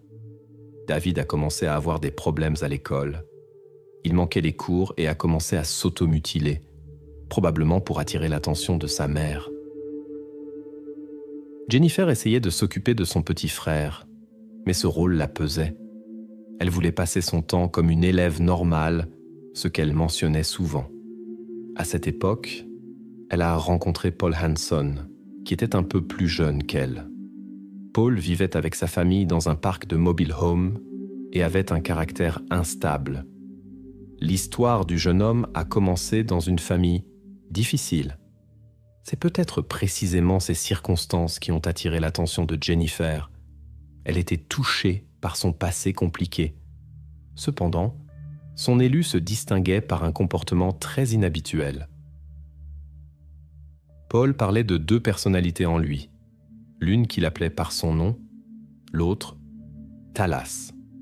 Selon ses dires, Talas était l'âme réincarnée d'un certain Paul Chai du XIXe siècle, qu'il considérait comme son côté sombre. Les camarades de classe remarquaient souvent Paul se parlant à lui-même ou conversant avec des interlocuteurs invisibles, parfois dans des langues que personne ne comprenait. Le jeune homme consacrait presque tout son temps aux jeux vidéo de fantasy. Malgré toutes ses particularités, Jennifer ressentait une affection sincère pour lui. Quand ils ont commencé à se fréquenter, elle expliquait toutes ses particularités par son imagination débordante. La famille a conclu que Jennifer était liée à la disparition des objets et a dû lui interdire les visites. Kim a cependant décidé de ne rien dire à Suzanne, estimant qu'elle était déjà assez stressée par le travail et qu'il ne fallait pas lui causer de soucis supplémentaires. Progressivement, les relations entre les voisines sont devenues plus froides. Au même moment, David, le fils de Suzanne, a commencé à avoir ses propres difficultés. Le garçon a développé des problèmes de santé qui nécessitaient un changement quotidien des draps. Pour Suzanne, cela est devenu une source de préoccupation constante. De plus, David avait des difficultés avec les cours et entrait souvent en conflit avec ses camarades de classe. La situation devenait de plus en plus difficile. La situation s'est particulièrement aggravée lorsque l'entreprise où travaillait Suzanne a fait faillite. La perte du poste bien rémunéré a durement affecté le budget familial. Heureusement, elle avait déjà une petite boutique de cosmétiques. Cependant, les revenus de la petite boutique ne pouvaient pas rivaliser avec son ancien salaire de cadre. Elle a dû accepter un poste de vendeuse dans un magasin de vêtements. Mais même là, le salaire était significativement plus bas. Pour joindre les 2 bouts, elle a continué à développer son commerce de cosmétiques. Pendant cette période, Susan a appris à ne compter que sur elle-même.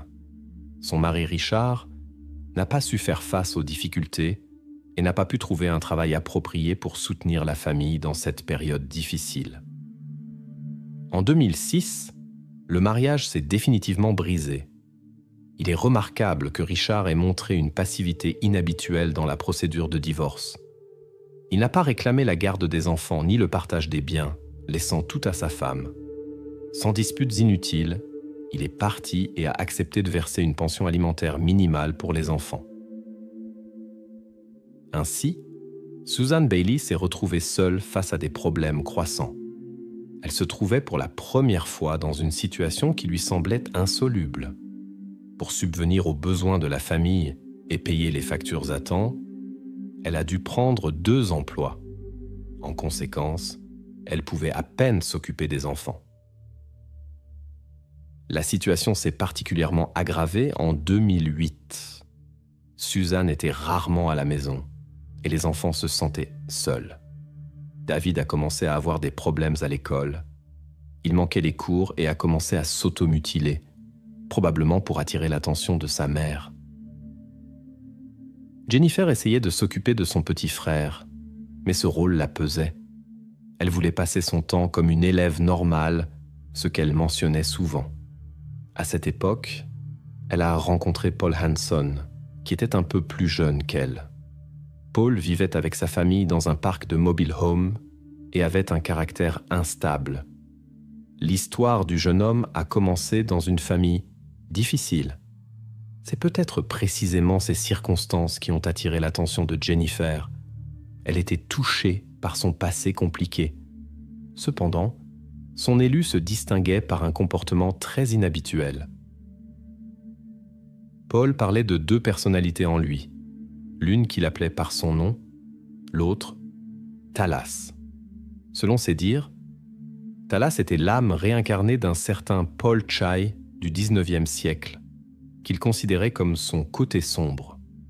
Les camarades de classe remarquaient souvent Paul se parlant à lui-même ou conversant avec des interlocuteurs invisibles, parfois dans des langues que personne ne comprenait. Le jeune homme consacrait presque tout son temps aux jeux vidéo de fantasy.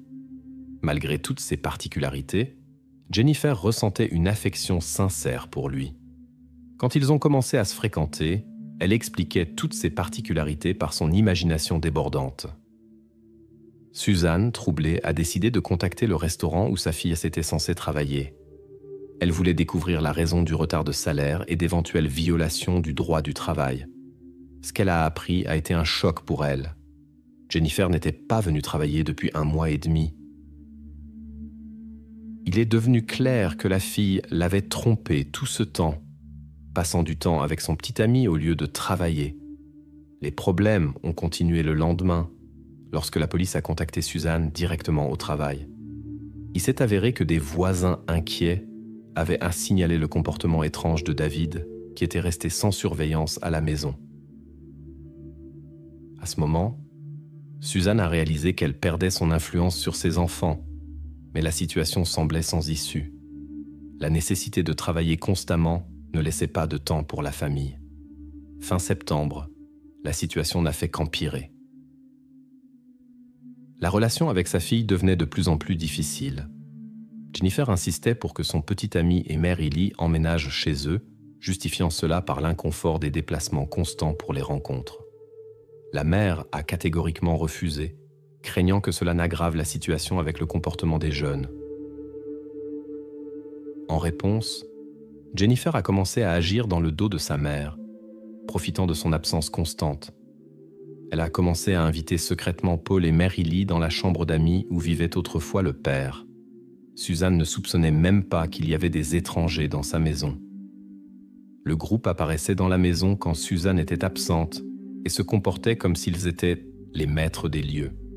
David était au courant, mais en accord avec sa sœur, il cachait les événements à sa mère et continuait à maintenir le contact avec les amis.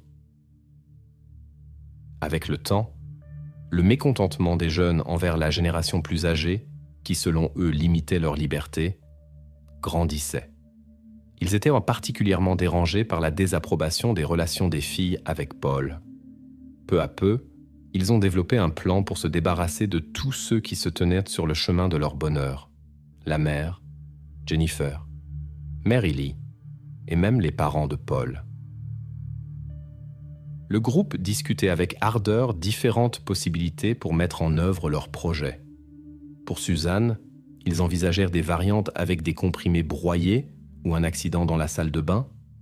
D'autres scénarios impliquant des équipements sportifs et des objets tranchants ont également été discutés. Paul avait l'intention de régler ses comptes avec son père et sa belle-mère au moyen d'une arme à feu, et Mary Lee prévoyait de s'introduire chez sa mère pendant la nuit. Après l'exécution du plan, il voulait donc prendre possession de la voiture de Suzanne, emporter toutes les économies des parents et s'enfuir au Canada. Le 22 septembre 2008, Amy a donné l'alerte. Sa fille Mary Lee n'était pas rentrée à la maison depuis plusieurs jours et ne répondait pas aux appels. Les amis de la jeune femme étaient également injoignables. Elle a parcouru la ville, distribué des affiches avec des photos de Mary Lee et s'est adressée aux autorités pour obtenir de l'aide. Bientôt, une patrouille a remarqué en périphérie de la ville une jeune personne qui errait sans but dans les rues. Les forces de l'ordre l'ont ramenée chez elle. Après son retour, Mary Lee a déclaré que la séparation d'avec Paul Hanson avait fortement affecté son état mental. Les représentants de la loi ont pu la convaincre de rester à la maison. La situation semblait s'améliorer. Le lendemain matin, cependant, le 23 septembre 2008, la mère de Mary Lee, Amy, s'est réveillée avec un mauvais pressentiment. Quand elle a ouvert les yeux, elle a vu sa fille debout au-dessus d'elle avec un grand couteau de cuisine. La femme s'est immédiatement levée, prête à se défendre, mais Mary Lee n'a pas fait d'autre mouvement. Au lieu de cela, elle a exigé les clés de la voiture pour aller chez les Bailey. Elle prévoyait de récupérer les autres pour une fuite au Canada. La mère lui a donné les clés, mais a pris des mesures pour empêcher la fuite. Dès que sa fille eut quitté la maison, Amy a contacté la police. Les agents de patrouille ont rapidement trouvé Mary Lee et l'ont emmenée dans un établissement spécialisé. Là, elle a partagé avec d'autres résidents des informations sur un plan précis concernant leurs parents, qui était sur le point d'être mis en œuvre. Ces paroles n'ont pas été prises au sérieux, ce qui s'est avéré être une erreur. Le plan de Paul Hanson ne s'est pas déroulé comme prévu. Après avoir attendu que son père et sa belle-mère quittent la caravane le matin, il s'est faufilé dans la chambre parentale et s'est emparé d'un revolver Ruger calibre 22. Il voulait attendre leur retour, mais les circonstances ont évolué différemment. Les adultes ont décidé de manière inattendue d'aller au cinéma et ont ensuite rendu visite à des amis où ils sont restés longtemps. Fatigué d'attendre, Paul est retourné chez Suzanne. Le même soir, Mary Lee a été libérée et renvoyée chez elle. Les parents de Paul ont également signalé la disparition de leur fils. Il ne restait plus que l'incident avec Suzanne Bailey. Le 23 septembre, David est allé à l'école avec un grand couteau. Quand cela a été découvert, l'administration a envoyé un avertissement à sa mère. Suzanne a accroché la lettre sur le réfrigérateur, mais à cause de son occupation, elle n'a pas pu s'occuper immédiatement de la situation. Le lendemain, un représentant des forces de l'ordre lui a rendu visite. Il a rapporté la recherche de Paul Hanson que d'autres personnes impliquées auraient pu voir dans sa maison. Bien que la femme n'ait pas pu rencontrer Paul personnellement, elle a remarqué des signes de sa présence et soupçonnait des visites fréquentes du jeune homme. L'enquêteur a demandé la permission de parler à Jennifer et Suzanne a accepté.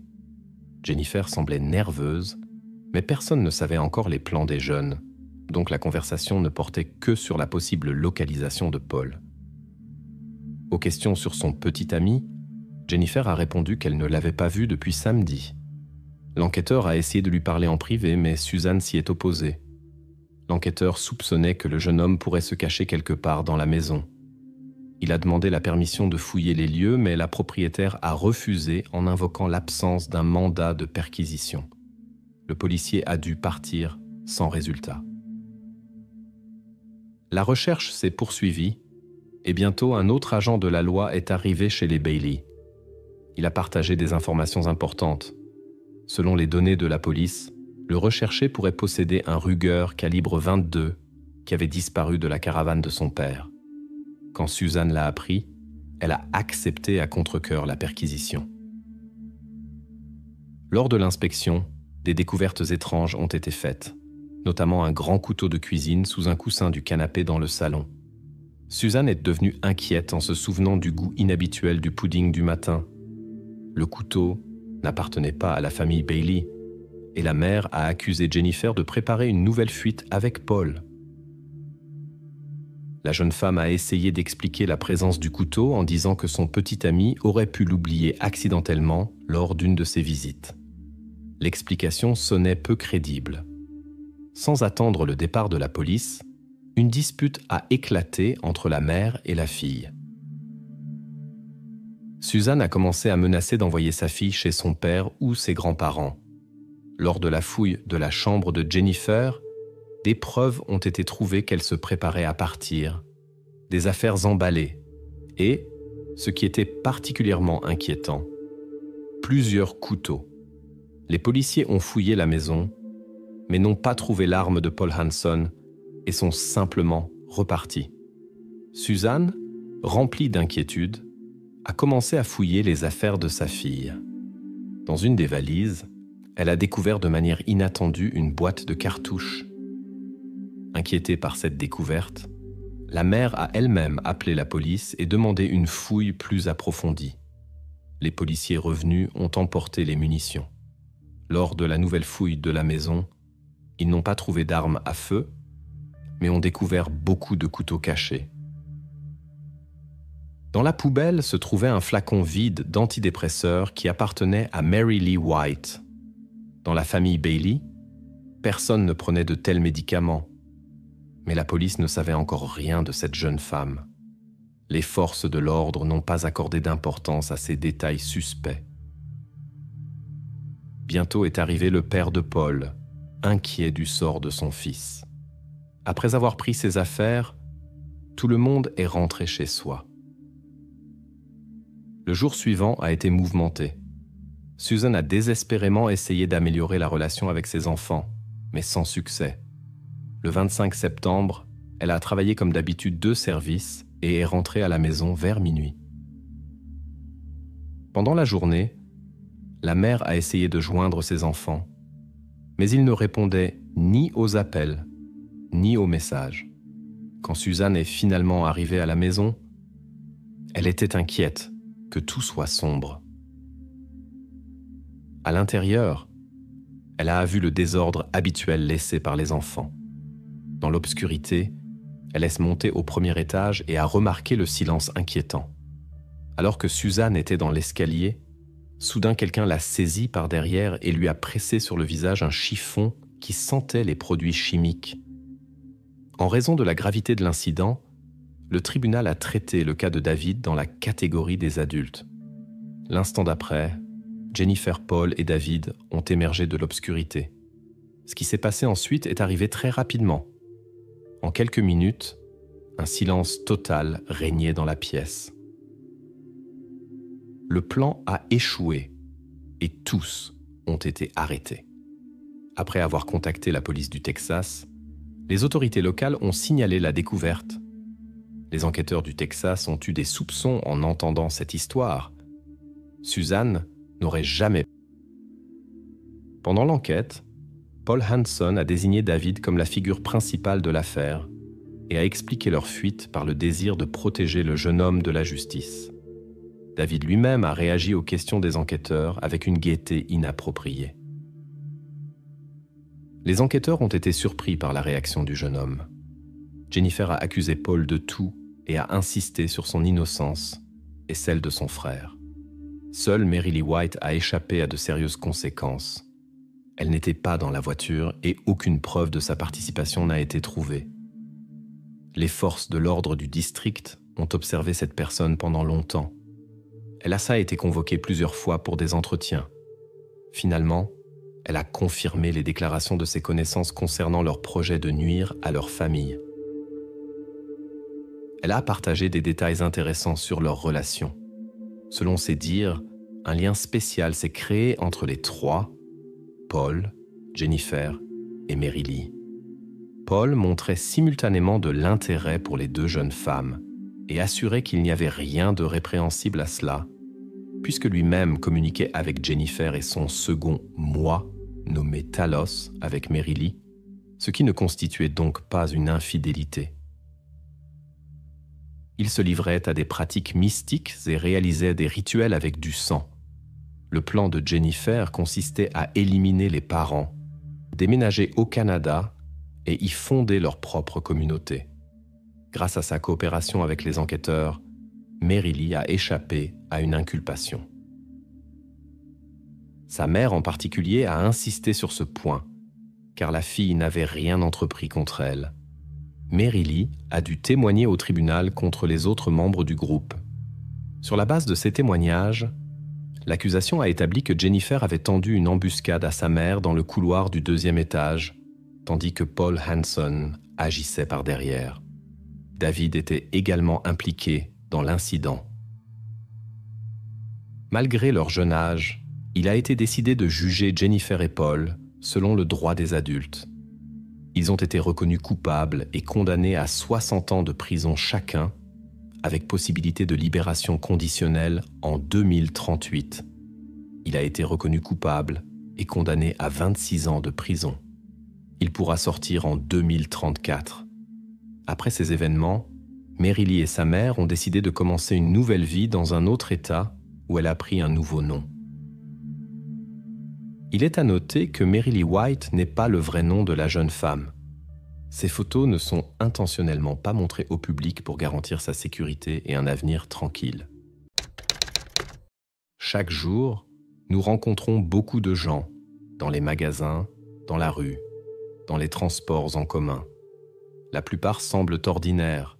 Ils sourient, saluent, demandent leur chemin. Mais parfois, derrière ce masque quotidien se cache quelque chose de complètement différent.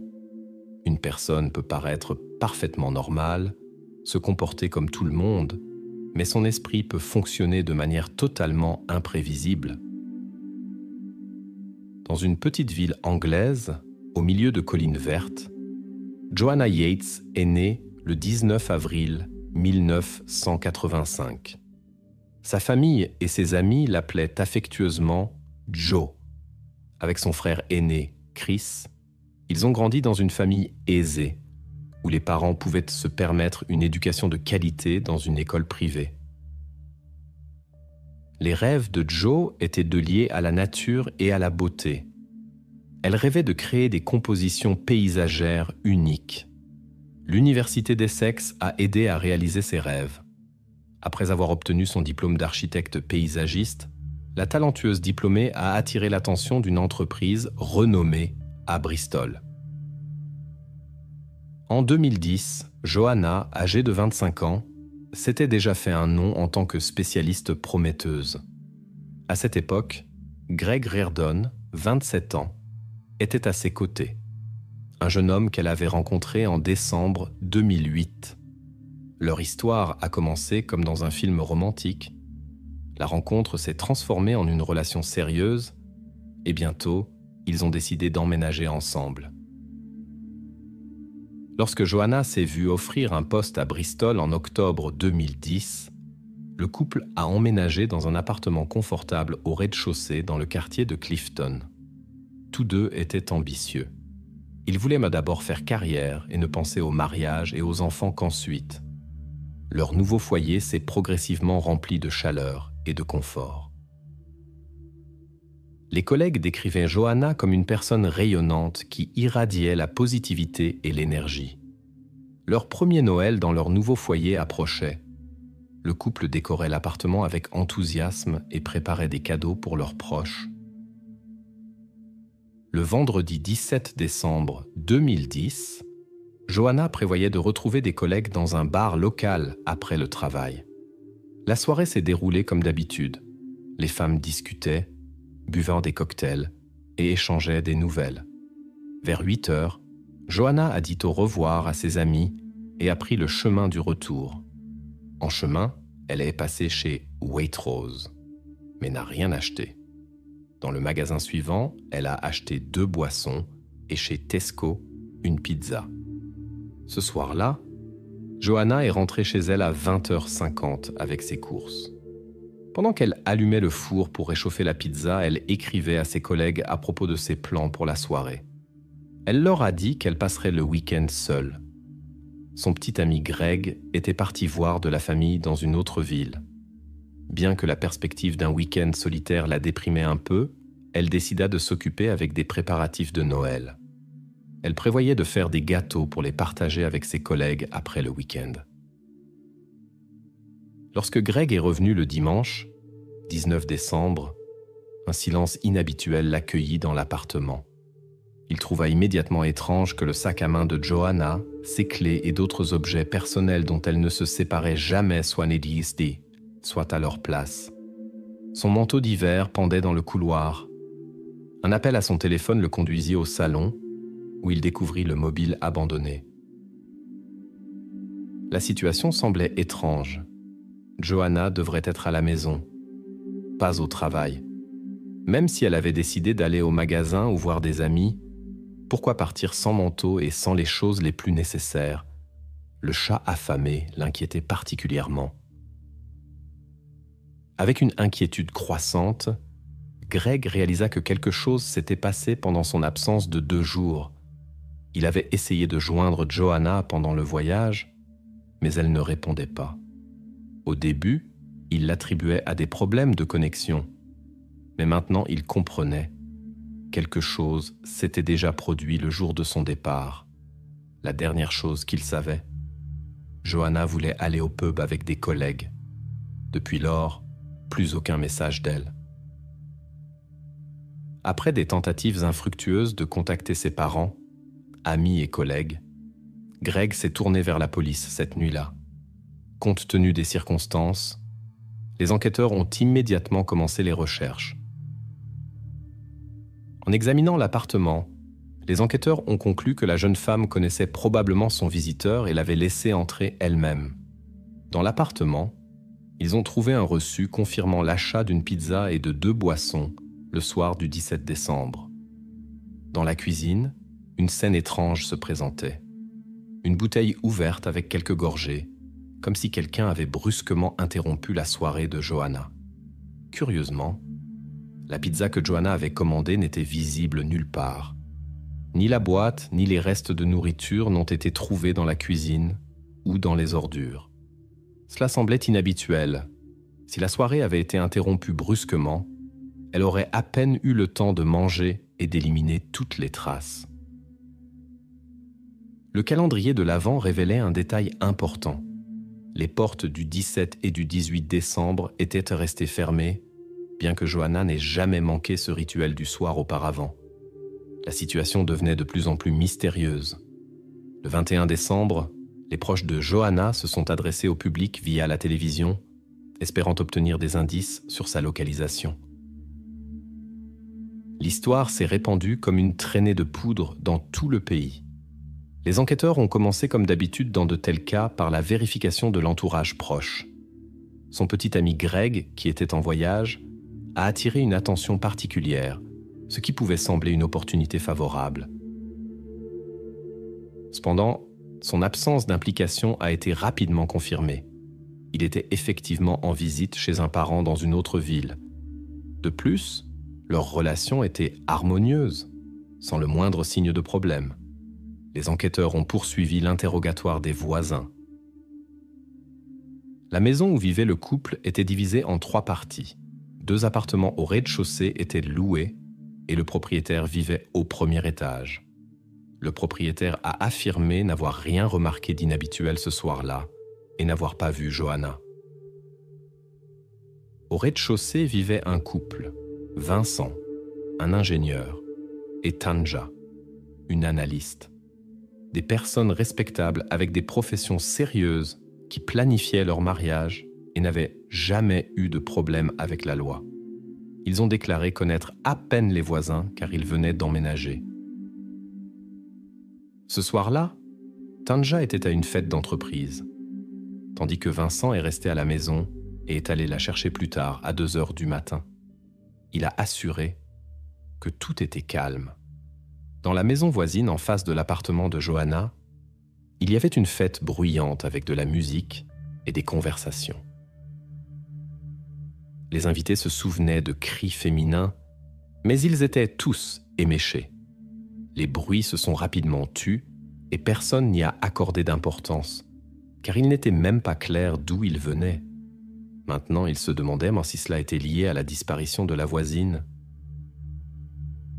Au début, tous croyaient au retour sûr de Johanna, mais le temps passait.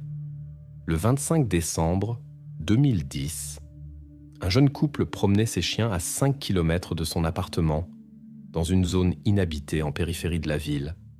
Leur attention a été attirée par un objet étrange qui dépassait sous la neige au bord de la route.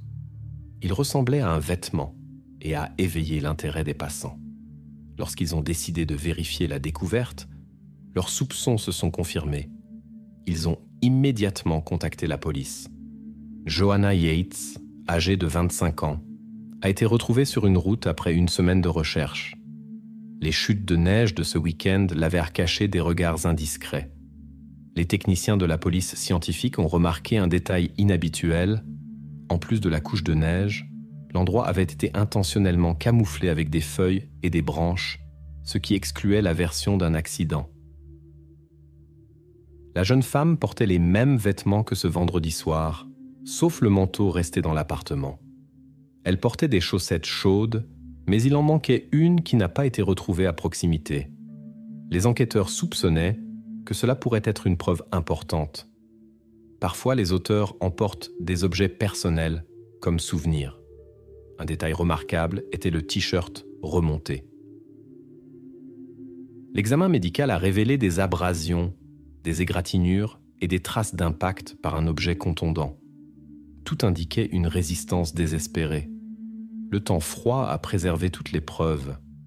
La position fétale de la jeune femme a particulièrement attiré l'attention. Elle avait manifestement été placée ainsi, intentionnellement. La pizza qu'elle voulait manger n'a pas été retrouvée dans son estomac. Donc tout s'est passé presque immédiatement. À proximité, à seulement 1 mètre, une barrière en béton avec des traces rouges foncées a été découverte. L'auteur prévoyait probablement de l'emmener ailleurs, mais a été dérangé. L'analyse de la scène de crime a montré que tout s'est passé ailleurs. On a eu l'impression que quelqu'un avait effrayé l'auteur et qu'il s'était enfui précipitamment. Sur le jean de la jeune femme, dans la zone de la fermeture éclair, de l'ADN masculin a été trouvé, suggérant les motifs possibles de l'incident. Dans cette région de Grande-Bretagne a débuté l'une des enquêtes les plus vastes de l'histoire.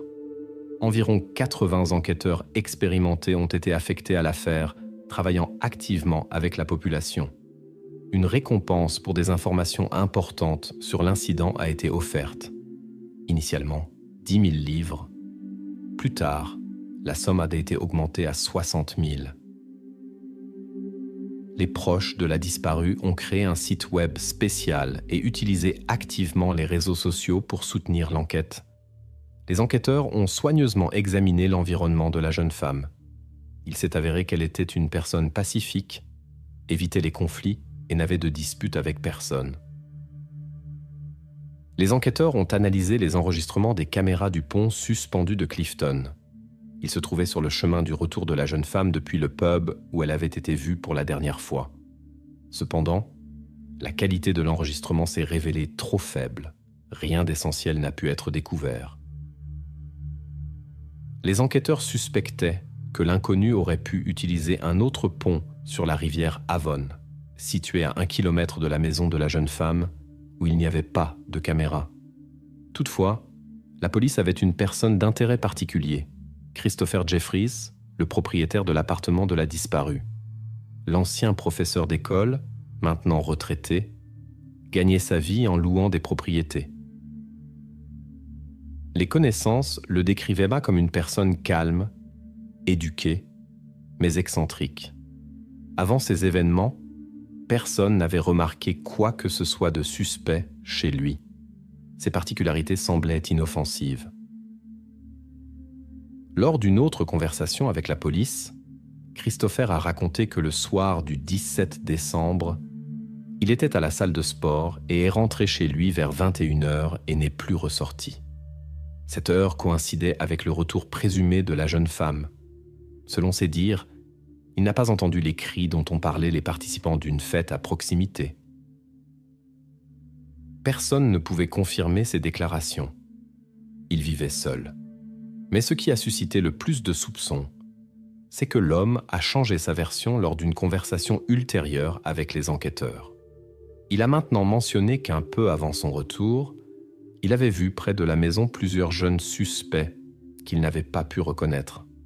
Ce nouveau détail dans son récit a particulièrement attiré l'attention des enquêteurs. L'attention principale des enquêteurs s'est concentrée sur le propriétaire de l'appartement. Les soupçons se sont intensifiés après une conversation avec Greg, le petit ami de Johanna. Il a raconté que M. Jeffries l'avait aidé avec sa voiture le matin du 17 décembre, avant son départ. Pendant la conversation, Greg a mentionné qu'il partait pour le week-end et s'inquiétait de laisser sa petite amie seule. Bien que les enquêteurs n'aient pas eu de preuves solides, les informations sur les soupçons ont d'une manière ou d'une autre fuité dans la presse. Les journalistes ont commencé à suivre Christopher dans les rues, le forçant pratiquement à rester chez lui. La situation s'est aggravée lorsque les journaux ont commencé à publier des rumeurs non vérifiées sur le suspect. Christopher s'est plaint de pression psychologique et de peur de sortir dans la rue. Dans la presse, il était désigné comme l'auteur. Des histoires inventées sur son passé d'enseignant étaient diffusées. Le 30 décembre 2010, Christopher Jeffries a été arrêté. Malgré de longs interrogatoires, il a fermement nié son implication. Les preuves n'étaient pas suffisantes pour un procès, mais Vincent, le deuxième résident, est apparu de manière inattendue. Il s'est souvenu être sorti 2 fois ce soir-là et avoir vu la voiture du propriétaire dans l'allée les 2 fois. La première fois au début de la soirée, la seconde fois dans la nuit quand il est allé chercher Tanja, Vincent a remarqué que la voiture était au même endroit mais orientée dans une direction différente. Cela contredisait les déclarations du propriétaire selon lesquelles il n'était allé nulle part. Lors de la perquisition de l'appartement de Christopher, ils ont trouvé des baskets avec des taches suspectes. Elles ont été envoyées pour analyse, mais cela prenait du temps. Selon la loi britannique, un suspect ne peut pas être détenu plus de 24 heures sans preuve solide.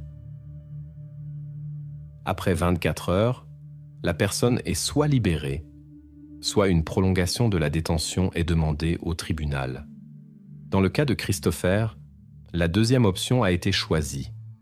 Du temps était nécessaire pour analyser les preuves et formaliser les déclarations de Vincent. La détention a été prolongée, mais les résultats étaient inattendus. Les taches sur les chaussures étaient trop petites pour une analyse ADN avec la technologie de l'époque. Après examen, les baskets ont été rendues avec la conclusion qu'aucun échantillon n'avait pu être prélevé. Le facteur décisif était que le matériel génétique trouvé sur les affaires de Johanna ne correspondait pas aux données de Christopher. Le 1er janvier 2011, il a été libéré sans charge. Pour Christopher, cela a apporté du soulagement, mais la presse a continué à le poursuivre. Les enquêteurs ont porté une attention particulière au second locataire de M. Jeffries, Vincent Tabak. Sa description des mouvements du véhicule du propriétaire a éveillé l'intérêt des autorités. Le jeune homme n'avait aucune confirmation de sa localisation au moment critique, ce qui en faisait une figure nécessitant une enquête plus approfondie. Les enquêteurs soupçonnaient qu'il pourrait délibérément essayer d'orienter l'enquête dans la mauvaise direction. Les soupçons se sont intensifiés après un appel inattendu de Vincent depuis les Pays-Bas au poste de police, où il a fourni des informations sur les mouvements de la voiture de Christopher. Le moment choisi pour cette communication semblait étrange. Le 31 décembre 2010, plusieurs officiers se sont rendus chez lui pour prendre une déclaration officielle. Pendant la conversation, le comportement du jeune homme a déconcerté les officiers expérimentés. Ses réponses oscillaient entre des formulations vagues et des phrases suspicieusement précises, comme « préparé ». L'impression était qu'il filtrait soigneusement les informations fournies. Des égratignures inexpliquées sur ses mains ont particulièrement attiré l'attention. Vincent a affirmé ne pas avoir connu Johanna, car il avait emménagé dans l'appartement seulement 2 semaines avant l'incident. Lorsqu'on lui a demandé de fournir des empreintes digitales et des échantillons biologiques pour analyse, il a montré une claire aversion. Il a expliqué sa résistance en disant qu'il avait été précédemment dans l'appartement voisin avec le propriétaire pendant l'absence de Johanna et pourrait y avoir laissé des traces. Après beaucoup d'hésitation, il a accepté la procédure. Les résultats ont montré une correspondance partielle avec les preuves trouvées. Cependant, une difficulté significative est apparue en raison des conditions météorologiques défavorables et de l'exposition prolongée aux intempéries. Les échantillons recueillis étaient considérablement endommagés et contaminés. Cela n'a pas permis de conclusion définitive, mais a intensifié les soupçons des enquêteurs. En examinant la biographie de Vincent Tabak, né le 10 février 1978, il s'est avéré qu'il avait 32 ans au moment de l'incident.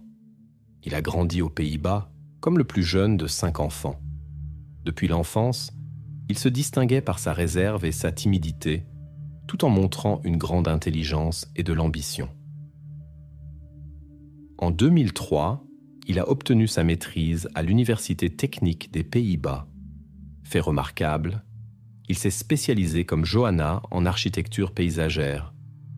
En 2007, il a déménagé en Grande-Bretagne où il a travaillé comme ingénieur et a rencontré la jeune Tanja. Le couple s'est installé à Bristol et a loué un appartement à Christopher Jeffries. Le propriétaire a parlé positivement des nouveaux locataires et a souligné le caractère calme et amical de Vincent. L'absence de problème avec la loi a également joué un rôle dans la location. Vincent Tabak a été arrêté le 20 janvier 2011. Au début, il a nié toute implication, mais sa version des événements changeait constamment. Il a d'abord dit qu'il avait passé la soirée à la maison et n'était sorti qu'à 2h du matin pour chercher sa petite amie Tanja. Plus tard, il a admis être sorti 2 fois pour prendre des photos et faire des courses. Cependant, Vincent continuait d'insister qu'il n'avait rien à voir avec l'incident concernant Johanna. Les enquêteurs ont examiné les enregistrements des caméras de surveillance urbaine. Ils y ont remarqué le véhicule du suspect se déplaçant sur un itinéraire spécifique. La voiture a été saisie pour examen. Dans le coffre, des fibres roses correspondant aux matériaux du haut de Johanna ont été trouvées, mélangées aux fibres des vêtements de Vincent. Malgré les tentatives évidentes de nettoyer l'intérieur, il sentait les produits de nettoyage. Les experts ont trouvé des traces indiquant la présence de Johanna. L'examen des appareils électroniques du suspect a révélé un tableau inquiétant. L'ordinateur portable contenait des matériaux de nature douteuse. L'historique du navigateur montrait des recherches liées à des formes non conventionnelles de relations. Vincent visitait régulièrement des plateformes proposant de tels services et rencontrait leurs employés. Particulièrement préoccupant était le fait qu'il consultait ces matériaux après avoir étudié les nouvelles concernant sa voisine. Cela pourrait indiquer qu'il revivait les événements de cette soirée. Les experts soupçonnaient que sans l'intervention des forces de l'ordre, des événements similaires pourraient se reproduire. Dans l'historique des recherches, on a trouvé des requêtes sur les conséquences d'actes illégaux et de processus naturels. Le 24 janvier 2011, Vincent Tabak a été officiellement inculpé. Cette fois, il a avoué son implication, mais a insisté sur le caractère fortuit des événements et nié la préméditation de ses actes. Selon les dossiers judiciaires d'octobre 2011, une autre version des événements de cette soirée de décembre a été révélée. Le juge a rejeté certains documents controversés présentés par le procureur.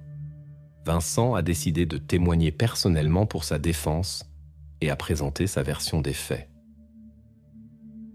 Selon son témoignage, le soir du 17 décembre 2010, il était seul dans son appartement, sa petite amie étant partie à une réunion festive avec des collègues. En revenant du magasin, il a aperçu Johanna à la fenêtre. Elle lui a fait signe et l'a invité à entrer. Quand elle l'a reçu, elle lui a offert un verre, puis a fait une remarque que Vincent a mal interprétée comme une avance. Il a fait un pas en avant et a tenté de prendre l'initiative, mais elle a reculé et s'est mise à crier. Selon le témoignage de Vincent, il a paniqué et a essayé de la calmer en lui couvrant la bouche. Dans sa déclaration, il a affirmé que tout s'était passé en quelques secondes, mais n'a pas pu expliquer pourquoi il n'était pas simplement parti ou n'avait pas appelé à l'aide. Au tribunal, ses remords semblaient peu sincères. Le procureur a souligné de nombreuses incohérences dans son histoire. Le récit de Vincent n'expliquait pas les nombreuses abrasions sur Johanna qui indiquaient une résistance prolongée. Les enquêteurs soupçonnaient qu'il avait planifié la rencontre à l'avance, après avoir entendu une conversation sur le fait que la voisine serait seule. Les procureurs ont également noté que Vincent, qui était nettement plus grand et dépassait Johanna de 30 cm, avait un net avantage physique. Une attention particulière a été portée à la disparition de la boîte à pizza mentionnée sur le reçu de l'appartement. Elle contenait peut-être des preuves qui devaient être éliminées. À 21h25, Vincent a envoyé un message à sa petite amie Tanja, se plaignant de l'ennui dans la maison vide sans elle. Plus tard, il s'est avéré que c'était une tentative de simuler sa présence à la maison. Après avoir envoyé le message, il a chargé tout dans le coffre de sa voiture, est allé au magasin acheter de la nourriture, puis s'est rendu dans un autre quartier, cherchant manifestement un endroit isolé. Le procureur a fermement convaincu les jurés de la dangerosité de l'accusé et a souligné qu'on ne pouvait pas lui faire confiance. Le 26 octobre 2011, après la présentation des arguments finaux, les jurés se sont retirés pour délibérer. La discussion a duré 2 jours entiers. Le 28 octobre, ils sont revenus avec le verdict. Vincent Tabak a été reconnu coupable du crime grave. Le tribunal a imposé la peine maximale avec possibilité de révision après 20 ans. Après le verdict, Christopher Jeffries a décidé de restaurer sa réputation. Il a déposé des plaintes contre plusieurs journaux pour avoir diffusé de fausses informations. En conséquence, les publications ont été contraintes de s'excuser officiellement et de payer des compensations importantes pour le préjudice moral et l'atteinte à la réputation causée. L'histoire a eu une suite en 2014. Le film en 2 parties, L'honneur perdu, est sorti, racontant l'histoire d'un ancien professeur qui louait un appartement et a été injustement impliqué dans cette affaire sensationnelle.